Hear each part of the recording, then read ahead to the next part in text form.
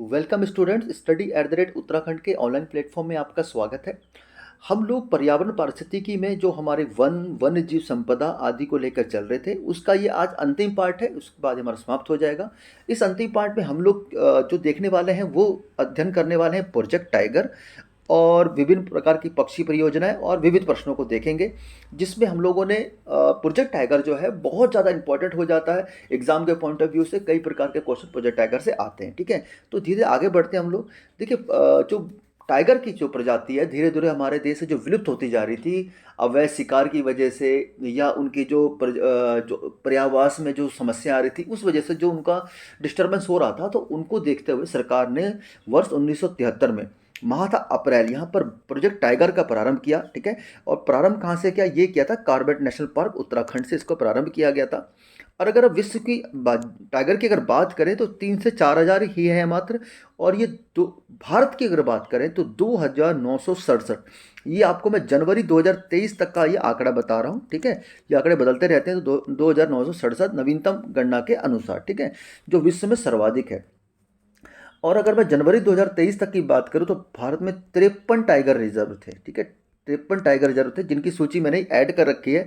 लेकिन एक हाल ही में 54वां टाइगर रिजर्व भी बना है। ठीक है, वीरांगना दुर्गावती। ठीक है, वीरांगना दुर्गावती टाइगर रिजर्व, ये कहाँ पर स्थित है? राजस्थान में स्थित है। ठीक है, राजस्थान में स्थित है। 54वां टाइगर टाइगर रिजर्व इसको घोषित किया गया। पहले 53 थे और अब 54वां बन गया है। तो ये मैंने सारे इसमें ऐड कर दिए हैं। इनमें देखिए प्रोजेक्ट टाइगर है, क्वेश्चन ये 54 के 54 आपको याद करने की जरूरत नहीं है। इसमें क्वेश्चन ये आता है कि जैसे जो डिफरेंट से नाम है, जैसे पक्खे या पाखुई कहाँ पर स्थित है, नमेरी, तदोबा अंधेरी, इस प्रकार सतकोसिया, इस प्रकार के जो टाइगर रिजर्व कहाँ पर स्थित है, इस प्रकार क्वेश्चन एग्जाम में बनते हैं। ठीक है, तो ठीक है, तो क्वेश्चन प्रारंभ करते हैं। पहला क्वेश्चन है, अंतर्राष्ट्रीय टाइगर दिवस कब मनाया जाता है? तो ये 29 जुलाई को मनाया जाता है। ये जो निर्णय लिया गया था वर्ष 2010 में सेंट पीटर्सबर्ग में सम्मेलन हुआ था, वहीं पर इसका निर्णय लिया गया था कि प्रत्येक 29 जुलाई को अंतर्राष्ट्रीय टाइगर दिवस मनाया जाएगा। सरकार, जो भारतीय सरकार है, उसकी बाघ परियोजना या टाइगर प्रोजेक्ट का उद्देश्य क्या है? तो इसमें बाघ की आदतों का अध्ययन गलत है, विभिन्न प्रजातियों के संबंध में महत्वपूर्ण जानकारी एकत्र करना, यह भी गलत है। ये सबसे अच्छा आंसर है इसका, भारतीय बाघ को समाप्त होने से बचाना, यही इसका उद्देश्य हो जाएगा। यूपीएससी का प्रश्न 2020 का देखते हैं। निम्नलिखित बाघ आरक्षित क्षेत्रों में क्रांतिक बाघ आवेश क्रिटिकल टाइगर हैबिटेट के अंतर्गत सबसे बड़ा क्षेत्र क्या है? मतलब जो सबसे ज्यादा सेंसिटिव किसके पास है? ठीक है, तो ये सारे के सारे तो टाइगर रिजर्व है ही है, लेकिन जो नागार्जुन सागर, श्रीशैलम, आंध्र प्रदेश और तेलंगाना की सीमा पर जो स्थित है, ये सबसे ज़्यादा क्रिटिकल टाइगर हैबिटेट के अंतर्गत आता है। ठीक है, आगे देखते हैं हम लोग। निम्नलिखित में कौन सा एक भारत में बाघ संरक्षित परियोजना के अंतर्गत नहीं आता है? जो मैंने आपको 53 54 आपको टाइगर प्रोजेक्ट रिजर्व बताए थे, उनमें कौन सा शामिल नहीं है? तो इनमें चिल्का जो है ये शामिल नहीं है। ठीक है, ठीक है, तो नेक्स्ट क्वेश्चन देखते हैं। अब यूपीएससी का प्रश्न ये वाला भी। तो निम्नलिखित रक्षित क्षेत्रों पर विचार करिए। बांदीपुर, भीतरकनिका, मानस, सुंदरवन, निम्न में से कौन से प्रोजेक्ट टाइगर के अंतर्गत आते हैं या बाघ आरक्षित क्षेत्र के अंतर्गत घोषित हैं? तो देखिए, इनमें बांदीपुर, मानस कल ही हमने पढ़ा था, और सुंदरवन, ठीक है, ये सारे के सारे बाघ आरक्षित क्षेत्र में आते हैं, लेकिन भीतरकनिका नहीं आता है। ठीक है, तो इस ऑप्शन हो जाएगा हमारा बी। ठीक है, आगे बढ़ते हैं हम लोग। निम्नलिखित कथनों पर विचार करिए। ठीक है, तो देखिए क्या कहता है, एशियाई शेर प्राकृतिक रूप से सिर्फ भारत में पाया जाता है। ठीक है, दूसरा ऑप्शन है, दो कुबड़ वाला ऊंट प्राकृतिक रूप से सिर्फ भारत में पाया जाता है। और तीसरा ऑप्शन है, एक सींग वाला गैंडा प्राकृतिक रूप से सिर्फ भारत में पाया जाता है। ठीक है, देखिए जो खाली एशियाई शेर है, ठीक है, एशियाई शेर है जो गिर में जिसका संरक्षण स्थापित किया गया, वो सिर्फ भारत में पाया जाता है। और लेकिन जो आपका ये है ना, दो कुबड़ वाला ऊँट, ये प्राकृतिक रूप से एशिया के स्टेपीज जो क्षेत्र है, ठीक है, स्टेपी मरुस्थल, स्टेपी क्षेत्र वहाँ भी पाया जाता है। इसे बैक्टीरिया का ऊँट भी कहा जाता है। ठीक है, तो एक तो ये हो गया, ये जो हमारा ये ऑप्शन गलत हो जाएगा। तीसरा जो है, एक सिंह गैंडा भारत व नेपाल में भी पाया जाता है। ठीक है, तो ये भी ऑप्शन गलत हो जाएगा, तो ऑप्शन हमारा सिर्फ ए ही ठीक होगा। कच्छ वनस्पति का सुंदरवन निम्नांकित में से किस राज्य में स्थित है? तो कच्छ वनस्पति से आप गुजरात में समझ लीजिएगा प्लीज का आंसर।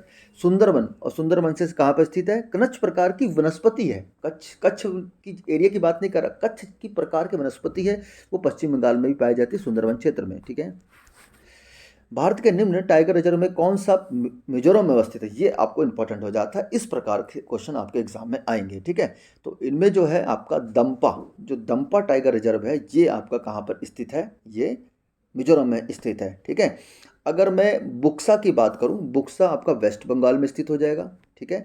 जो मेलघाट है ये आपका महाराष्ट्र में स्थित हो जाएगा, और जो भद्रा है वो कर्नाटक में स्थित हो जाएगा। ये हमने सारे ऑप्शनों की बात कर ली है, ठीक है। निम्न में से कौन सा युग्म सही सुमेलित नहीं है, ठीक है। तो इनमें जो बुक्सा है यही सही सुमेलित नहीं है, क्योंकि जस्ट अभी हमने पढ़ा है बुक्सा जो है वो वेस्ट बंगाल में स्थित है, तो पहला ही सुमेलित नहीं है। बाकी दम्पा सही सुमेलित है, नमेरी बिल्कुल सही सुमेलित है, और नामदफा बिल्कुल सही सुमेलित है। निम्न में कौन सा बाघ आरक्षित क्षेत्र दो राज्यों में विस्तृत है? तो इनमें जो है पेंच जो है ना, पेंच, ये मध्य प्रदेश और आपका महाराष्ट्र दोनों में अवस्थित है, तो यही दो में अवस्थित हो जाएगा, ठीक है। बाकी कान्हा आपको पता है मध्य प्रदेश में है, मानस असम में, और सरिस्का राजस्थान में। उत्तराखंड के किस राष्ट्रीय पार्क को वर्ष 2016 में प्रोजेक्ट टाइगर योजना के अंतर्गत शामिल किया गया था? प्रोजेक्ट टाइगर के अंदर प्रथम जो था वो कार्बन नेशनल पार्क था, और वर्ष 2016 में राजाजी नेशनल पार्क जो है, जो आपका देहरादून और टिहरी पौड़ी के अंतर्गत फैला हुआ है, तो उसको शामिल किया गया था। ओके, अब इस प्रश्नों को देखते हैं, इन्हें हमें सम्मिलित करना है, तो ठीक है सम्मिलित कर लेते हैं। बड़ा आसान प्रश्न है। बांदीपुर, तो बांदीपुर बड़ा आसानी से हम कर्नाटक मैच कर लेंगे, ठीक है। मेलघाट कहाँ पे हो जाएगा? मेलघाट आपका महाराष्ट्र में हो जाएगा। बुक्सा कहाँ पे हो जाएगा? बुक्सा हो जाएगा पश्चिम बंगाल में, और पाखुई या पक्के ये अरुणाचल प्रदेश में, ठीक है। तो इस प्रकार हमने इसको मैच कर लिया है। निम्नलिखित नेशनल पार्कों में किस एक की जलवायु कि निम्नलिखित नेशनल पार्कों में किस एक जलवायु उष्ण कटिबंधीय से उपोष्ण शीतोष्ण आर्कटिक तक परिवर्तित होती है, ठीक है। ये विभिन्न प्रकार के जलवायु की बात कर रहा है, ठीक है। तो नेशनल पार्कों की बात कर रहा है, और ऐसा कौन सा नेशनल पार्क है जहाँ पर उष्ण कटिबंधीय, उपोष्ण, शीतोष्ण, आर्कटिक तक जलवायु परिवर्तित होती रहती है, ठीक है। तो ये आर्कटिक और शीतोष्ण की बात करें तो ऐसा क्षेत्र जैसा अरुणाचल प्रदेश वाला क्षेत्र है, वहाँ पर ये परिवर्तित होती रहती है। ये चीज़ आपको समझना पड़ेगा, ठीक है। तो इसका उत्तर कौन सा हो जाएगा? नामदफा, ठीक है। ओके, क्वेश्चन नंबर 30 है, यह MSTRIPES, ठीक है। इन शब्दों का कभी कभी समाचारों में जिक्र देखा जाता है, तो ये किससे संबंधित है, ठीक है। तो इसका उत्तर तो हो जाएगा बाघ अभ्यारण्यों का रखरखाव, इससे संबंधित कोई जानकारी है, ठीक है। तो इसकी जो फुल फॉर्म बनती है, monitoring system for tiger intensive protection and ecological status, ठीक है। तो इससे क्या मुख्य घटक है? एक तो पारिस्थितिकी निगरानी, वन्य जीवों से संबंधित अपराधों का अभिलेखन, संबंधित कानूनों को अमल में लाने व गश्ती संबंधित क्षेत्र आधारित प्रोटोकॉल, संग्रहण, क्षतिपूर्ति, विश्लेषण, प्रतिवेदन हेतु विशिष्ट रूप से निर्मित सॉफ्टवेयर। ये एक प्रकार का सॉफ्टवेयर है। तो यूपीएससी का प्रश्न थोड़ा सा टेढ़ा तो होगा ही, ये तो आप समझते ही हैं, ठीक है। और ये नेक्स्ट क्वेश्चन है, निम्नलिखित युग्मों पर विचार करिए। अब कुछ टाइगर रिजर्व दिए गए, ये भी यूपीएससी का प्रश्न है, बहुत अच्छा प्रश्न है, देखिए आनंद आएगा आपको, ठीक है। तो अब आपको कुछ थोड़ा सा दिमाग इसमें लगाना पड़ेगा। तो इनमें आपको कौन कौन से सही सुमेलित हैं, ठीक है। तो पहला तो देखिए दाम्पा टाइगर रिजर्व, ठीक है, ये बिल्कुल सही सुमेलित है, ये मिजोरम में स्थित हो जाएगा, ठीक है। दूस जो आपका तीसरा ऑप्शन है सारामती शिखर, ये नागालैंड में अवस्थित है, ठीक है। लेकिन जो आपका गुमटी टाइगर रिजर्व है ना, ये गुमटी टाइगर रिजर्व सिक्किम में ना स्थित होकर ये त्रिपुरा में स्थित है, ये त्रिपुरा में स्थित है। तो इस प्रकार जो हमारे ऑप्शन से सम्मिलित हैं वो सिर्फ 1 और 3 है, ये याद रखिएगा। इसी प्रकार से जो साउथ के या फिर आपके जो नॉर्थ ईस्ट के जो टाइगर रिजर्व है उससे क्वेश्चन आएगा, ठीक है। सिंपल जो नॉर्मल हमारे आम यूज़ में रहते हैं, न्यूज़ में रहते हैं, या हमारे नज़र में रहते हैं, वो एग्जाम में नहीं पूछेगा, ठीक है। तो इन सब चीज़ों को आप ध्यान में रखिएगा। ओके, अब थोड़े विविध प्रकार के प्रश्नों की तरफ चलते हैं। प्रोजेक्ट टाइगर संबंधी हमारे प्रश्न समाप्त हो गए। हाथी परियोजना की बात करता है, ठीक है। तो देखिए हाथी को मौजूदा आबादी को उनके प्राकृतिक आवासों में दीर्घकाल तक सुरक्षित रखने के लिए और इस उद्देश्य से हाथी परियोजना की शुरुआत करी गई। प्रोजेक्ट टाइगर शायद ही आपके एग्जाम में ना पूछे, जहाँ तक मैं समझता हूँ, क्योंकि बहुत पुराना क्वेश्चन बन चुका है। प्रोजेक्ट हाथी पूछ सकता है, ठीक है। तो इनमें जो ऑप्शन दिए गए ये बिल्कुल ठीक नहीं है। जो प्रारंभ किया गया था ये फरवरी, ठीक है, फरवरी 1992 में प्रारंभ किया गया था। ये क्वेश्चन पहले भी आ रखा है जब हमने वन्य जीव संबंधी प्रारंभ किया था क्वेश्चन, ठीक है। तो इसको याद रखिएगा। और जो वर्ष 2017 की गणना है हमारे पास, तब तत्कालीन गणना की गई थी, तब तक हाथियों की संख्या, ये पूछा गया एग्जाम से, फिर भी आपको बता दे रहा हूँ मैं, 29,964 ये हाथियों की संख्या है, ठीक है।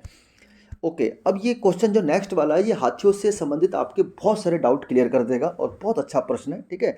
देखिए, भारतीय हाथियों के संदर्भ में निम्नलिखित कथनों पर विचार कीजिए। पहला है ऑप्शन, हाथियों के समूह का नेतृत्व मादा करती है, ठीक है, ये क्वेश्चन ऑप्शन बिल्कुल ठीक है, ठीक है।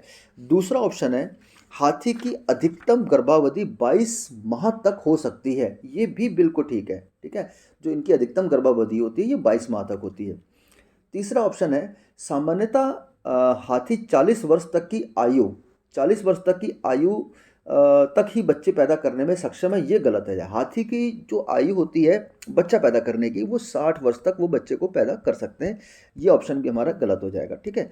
इसमें एक ऑप्शन और है, भारत के राज्यों में हाथियों की सर्वाधिक जीव संख्या केरल में है, तो ये भी ऑप्शन गलत हो जाएगा, ये कर्नाटक में सर्वाधिक है, ठीक है।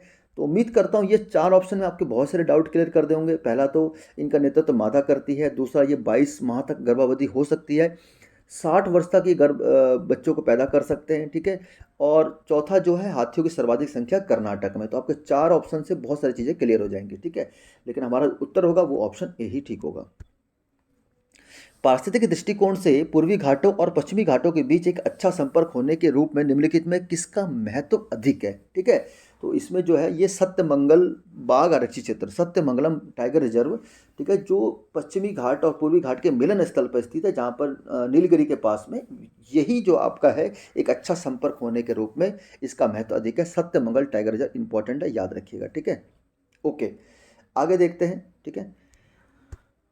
5 मौसमों का बाग है, वेरी मोस्ट इंपॉर्टेंट, ठीक है। 5 मौसमों का बाग बेसिकली ये कहाँ पर स्थित है, ये महरौली के पास स्थित है, ठीक है। 20 एकड़ क्षेत्र में इसको स्थापित किया गया है, महरौली, ठीक है, यहाँ पर स्थित हो जाएगा।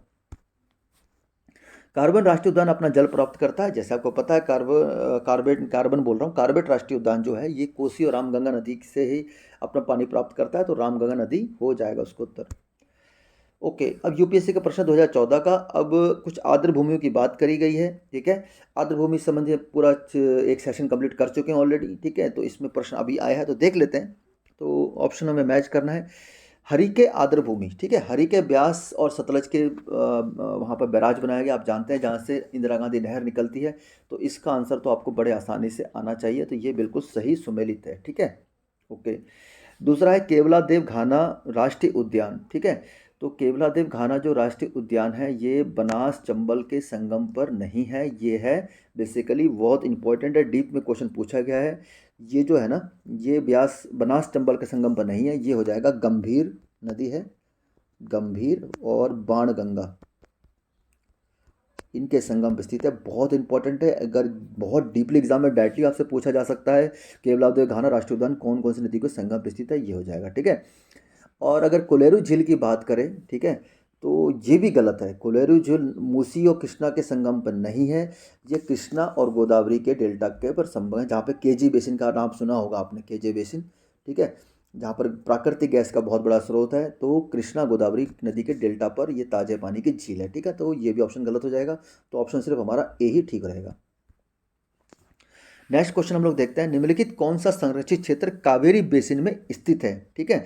तो कावेरी बेसिन की अगर बात करें तो एक तो नागरहोर राष्ट्रीय उद्यान हो जाएगा, दूसरा आपका हो जाएगा सत्यमंगल बाघ आरक्षित जो भी हमने पढ़ा था, और तीसरा वायनाड वन्य जीव अभ्यारण्य। पापीकोंडा नहीं होगा इसका आंसर, ठीक है। पापीकोंडा ये उद्यान गोदावरी बेसिन में स्थित है, ये गोदावरी में है, ठीक है, ये गोदावरी में हो जाएगा, तो हमारा ऑप्शन सी ही ठीक हो जाएगा। ओके, लेटेस्ट प्रश्न है यूपीएससी 2020 का। भारत में सर्वप्रथम एक समुद्री सेंचुरी जिसकी सीमाओं के अंतर्गत प्रवाल भित्तियां, मोलस्का, डॉल्फिन, कछुए और अनेक प्रकार के समुद्री पक्षी हैं, कहाँ पर स्थापित किया गया है, ठीक है। तो समुद्री सेंचुरी की बात कर रहा है, वर्ष 1999 का ये प्रश्न है, ठीक है। तो कहाँ पर स्थापित किया गया है, तो ये किया गया कच्छ की खाड़ी में स्थापित किया गया, इंपॉर्टेंट है, याद रखिएगा। चिनार वन्य जीव विहार, वेरी मोस्ट इंपॉर्टेंट, लगा लीजिए इस क्वेश्चन को, ये कहीं ना कहीं आपको फंसने वाला है, ठीक है। चिनार से आप जम्मू कश्मीर मत समझ लीजिएगा, चिनार वन्य जीव विहार जो है ये केरल में स्थित है, ठीक है। तमिलनाडु का पक्षी विहार कहाँ पर स्थित है, ये देखिए क्वेश्चन तमिलनाडु पीसीएस का क्वेश्चन नहीं है, यूपी पीसीएस मेंस का क्वेश्चन है, ठीक है। तो इस प्रकार के क्वेश्चन बन जाते हैं। जो तमिलनाडु पक्षी विहार है वो कहाँ है, कारिकेली में स्थित है, ठीक है। ओके, अगला क्वेश्चन देखते हैं, विश्व का सबसे बड़ा वानस्पतिक उद्यान है, अगर विश्व की बात करें तो सबसे बड़ा विश्व का वानस्पतिक उद्यान इंग्लैंड में स्थित है, क्यू में, ठीक है, क्यू स्थान है, वहां पर ये स्थित हो जाएगा। ओके, भारत का अब कुछ तितली संबंधी या पक्षी विहार संबंधी क्वेश्चन देख लेते हैं। भारत का प्रथम तितली उद्यान कहाँ पर स्थित है, तो बन्नरघट्टा, आपने सुना होगा, बन्नरघट्टा जैविक उद्यान बेंगलुरु, ये भारत का प्रथम तितली उद्यान इसे कहा जाता है, ठीक है, याद रखिएगा। ओके, भारत के मरु उस राष्ट्रीय उद्यान के संदर्भ में निम्नलिखित में से कौन से कथन सत्य हैं, ठीक है। तो इनको देखते हैं। यह 2 जिलों में विस्तृत है, ठीक है। दूसरा, उद्यान के अंतर्गत कोई मानववास स्थल नहीं है। तीसरा, यह ग्रेट इंडियन बस्टर्ड के प्राकृतिक आवासों में से एक है, ठीक है। तो देखिए, ये पहला ऑप्शन बिल्कुल ठीक है, यह 2 जिलों में विस्तृत है, ठीक है। यूपीएससी का प्रश्न है, जैसलमेर और बाड़मेर दोनों में विस्तृत है। दूसरा क्या है कि इसका इस उद्यान के अंदर कोई मानव स्थल नहीं होते, ठीक है। तो इसका जो आपका क्या है, मानव स्थल तो नहीं होते, लेकिन मानव वास स्थल नहीं होते, लेकिन इसके अंदर कई मानव वास हैं। ऐसा नहीं कि स्थल बन नहीं सकते, लेकिन मानव वास का रहना वहाँ पर जरूरी है। तो ये ऑप्शन गलत हो जाएगा हमारा, ठीक है। तीसरा, यह ग्रेट इंडियन बस्टर्ड के प्राकृतिक आवासों में से एक है, ये ऑप्शन ठीक है। सही है। जो मैं आपको ऑप्शन बी बता रहा था, 2 नंबर बता रहा था, इसका मतलब आप समझ रहे हैं, मानव स्थल मतलब एक परमानेंट स्ट्रक्चर नहीं होता, लेकिन जो आपका ऐसे मानव जो उस क्षेत्र के अंतर्गत उसमें काम करते हैं, वहाँ पर रह के उसका क्रियाकलाप को देखते हैं, उसको मैनेजमेंट करते हैं, वो जरूरी है, ठीक है। तो इस प्रकार हमारा ऑप्शन बी 2 नंबर गलत हो जाएगा, तो ऑप्शन सी ही ठीक रहेगा, ठीक है। ओके, भारत के निम्नलिखित क्षेत्रों में ग्रेट इंडियन हॉर्नबिल के अपने प्राकृतिक आवास में पाए जाने की सबसे अधिक संभावना कहाँ है, ठीक है। तो ग्रेट इंडियन हॉर्नबिल, ठीक है, जो उसका प्राकृतिक जो आवास है, ये पश्चिमी घाट है, ठीक है, याद रखिएगा। इसका वैज्ञानिक नाम, जो वैज्ञानिक नाम कभी पूछा जा सकता है, ब्यूसेरस, ब्यूसेरस बाइकार्नस, ये हमने पढ़ा था एक लास्ट 2 सेशन पहले ही पढ़ा था, बाइकार्नस याद रखिएगा। राइटिंग थोड़ी सी अजीब सी बन गई है, दोबारा बता रहा हूँ, ब्यूसेरस बाइकार्नस, ठीक है। और एक प्रकार का पक्षी है जो विशेष प्रकार का घोंसला बनाता है, ठीक है। वनों की कटाई होने के कारण इसका प्राकृतिक आवास नष्ट हो रहा है, ठीक है। तो इस प्रकार इसका जो उत्तर हो जाएगा पश्चिमी घाट, ठीक है। आगे बढ़ते हैं हम लोग नेक्स्ट क्वेश्चन की तरफ। सूची 1 और सूची 2 को सम्मिलित कीजिए, तो सम्मिलित कर लेते हैं हम लोग। तो इनमें कुछ पक्षी विहारों की बात कर रहा है, और वो कहाँ पर है वो हमें इसको मार्क करना है। ये यूपी के पक्षी विहार आपको लग रहे होंगे, ठीक है। तो इसमें जो आपका नवाबगंज जो पक्षी विहार है, ठीक है, नवाबगंज पक्षी विहार कहाँ पर स्थित हो जाएगा, ये उन्नाव में स्थित है। ओखला पक्षी विहार ये गाजियाबाद में स्थित है। समसपुर पक्षी विहार ये रायबरेली में स्थित है। और पार्वती अर्गा पक्षी विहार ये कहाँ, गोंडा में स्थित हो जाएगा, ठीक है। तो इस प्रकार इनको हमने मैच कर लिया है, ठीक है। तो उम्मीद करता हूँ आपको ये चीज़ भी समझ आ गई होगी, ठीक है। ओके, तो ये था आज का हमारा अंतिम प्रश्न। और इस प्रोजेक्ट में हम लोगों ने प्रोजेक्ट टाइगर तथा विविध प्रकार के प्रश्नों को देखा। और अब हमारे पर्यावरण में सिर्फ 3 ही चैप्टर बचते हैं, जिसमें एक नेक्स्ट जो आएगा वैकल्पिक ऊर्जा, जिसमें नवीनीकरण, गैर नवीनीकरण ऊर्जा स्रोतों को पढ़ेंगे, सौर ऊर्जा को पढ़ेंगे, फिर उसके बाद प्रदूषण और जल संरक्षण, फिर ठीक है। ये 3 ही चैप्टर रहते हैं जिनसे संबंधित हमें चीज़ों को देखना है, और इसके बाद हमारा पर्यावरण समाप्त हो जाएगा। उम्मीद करता हूँ इसी अक्टूबर मंथ में ही 8 या 10 क्लासेज में हम लोग इसको कंप्लीट कर लेंगे, ठीक है। तो आज की क्लास में आपको कितना समझ आया और किस लेवल की स्टडी रही, इसको आप कमेंट करके बताइएगा। बाकी पढ़ते रहिए, अपने माता पिता के आज्ञा का पालन करें, उनके सपनों को साकार करें। मिलते हैं फिर नेक्स्ट क्लास में, तब तक के लिए जय हिंद।